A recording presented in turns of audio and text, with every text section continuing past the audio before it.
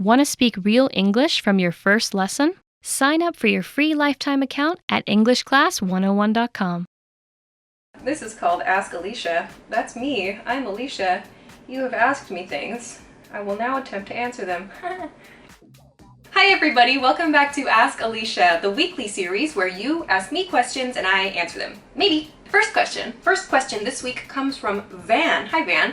Van says, could you please tell me the meaning of smush? Thanks. Yeah, sure. Smush is a verb. Smush is a very casual verb.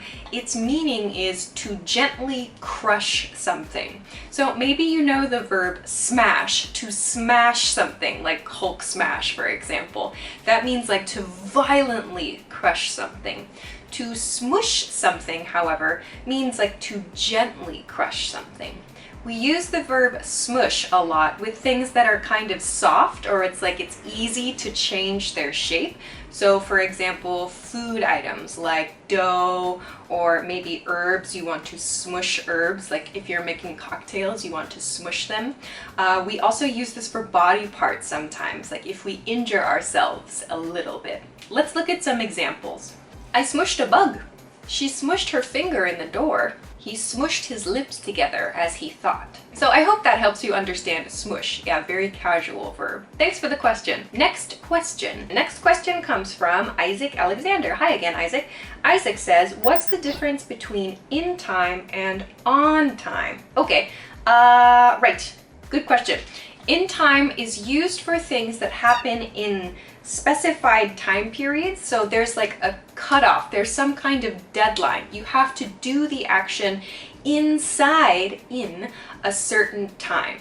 Examples. I made it to the airport in time for my flight. She finished work in time to catch a movie. We didn't get to the beach in time to watch the fireworks. So in each of these example sentences, there's a limited period of time within which each activity can be accomplished. So now let's look at on time.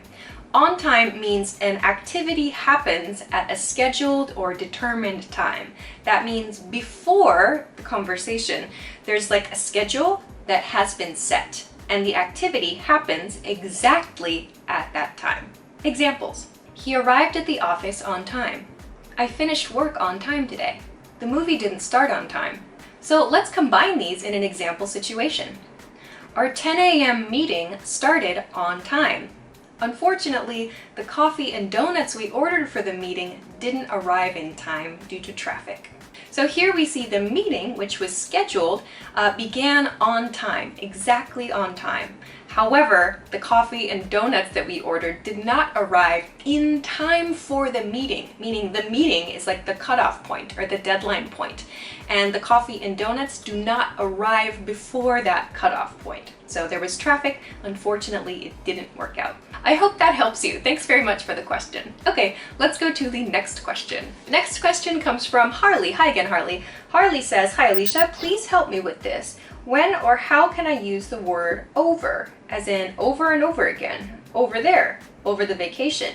Game over. Hope you can help me. Yeah, this is a big question. Actually, over has lots of meanings, so I might make a whiteboard video about some different ways to use over. For now, let's look at a quick introduction to these examples that you introduced for us. Let's start with over there or over here. So we use over there and over here when we're talking about something that's far from the speaker or far from the listener. So for example, where's my bag? It's over there means it's far from the speaker. If someone says, where's the restaurant? Oh, it's over here. It's close to the speaker. So typically when we use over here and over there, there's some like gesture or there's some kind of like visual aid so that the speaker and listener can understand which person the over is kind of relative to. So if I say your bag is over there and I point in this direction, it means it's far from me, it's close to you. If someone asks a question like, where are my keys? And I say, oh, they're over here, it means it's near me, therefore far from you. So that's the way we use over in terms of over here and over there. Your next one about over and over again means repeatedly. Like we had to do the same thing over and over again, or we had to revise our text over and over again. It means doing something repeatedly, and usually we don't want to do that thing repeatedly. It sounds like it's troublesome or bothersome, like frustrating. So we use over and over again for repeated actions, things that just aren't very much fun to do usually. The other one, the third one that you talked about, over the weekend or over the vacation or over the holiday. This just means during. So for example, I went to some museums over the holiday, or what did you do over the vacation? It means during that time period. Finally, you introduced the expression game over. Game over means game ended, game finished. So over sometimes means end or finished. If you've watched like police shows or like crime shows, dramas, that kind of thing, you might hear sometimes people, especially police officers, speaking into like a communications device. And when they finish, they say over. That over means end. I'm done talking. So game over means your game has finished. Usually it's used when you die. So those are a few quick introductions to how to use the word over. I hope that helps, but yeah, I'll try to make a whiteboard video to explain some of the other uses of over. Thanks very much for the question. Next question. Next question comes from Emilia. Hi, Emilia. Emilia says, hi, Alicia. Could you please explain when we should use plural and singular forms of year or month? For example, how should I say 2 year or years later? 2-year-old boy. I'm traveling for 2 months. What is the difference here? Yeah, this is a great question, and it's a small point that is easy to fix. The rule is when you are using some like number and a time period, like year or month or hour, when you use those together before a noun, it's like an adjective phrase. In those cases, use the singular form. Examples: a 2-year-old boy, a 3-hour meeting, a 2-month trip. So that means when you are not using it before a noun as an adjective phrase, you can use the plural form. For example, he is 2 years old. The meeting was 3 hours. I'm traveling for 2 months. Both are common. You can choose whichever you prefer. But great question, thank you. Let's move on to the next question. Next question comes from Mustafa Salman. Hi, Mustafa. Mustafa says, I'm confused between these two expressions, you and me and you and I. Are both of them correct? Is one wrong? I'm not sure. Where can I use these two words? Great. Okay, yeah, nice question. And actually, native speakers make mistakes with this because they're trying not to make a mistake. Kind of funny. Anyway, the simple answer is you and I. That expression, that phrase, you and I, is used when that's the subject of your sentence or the subject of your clause.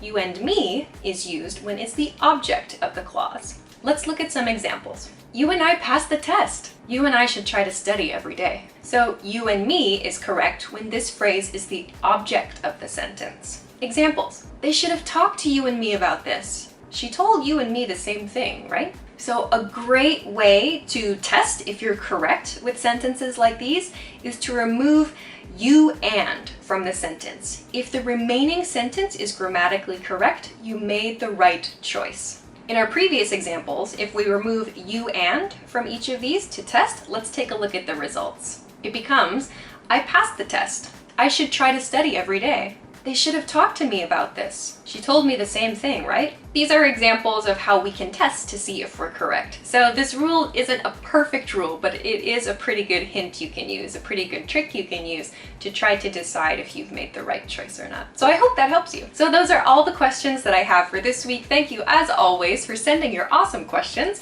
Remember to send them to me at EnglishClass101.com/ask-Alicia. Of course, if you like the video, don't forget to give us a thumbs up, subscribe to our channel if you have not already, and check us out at EnglishClass101.com for some other things that can help you as you study English. Thank you very much for watching this week's episode of Ask Alicia, and I will see you again next week. Bye bye!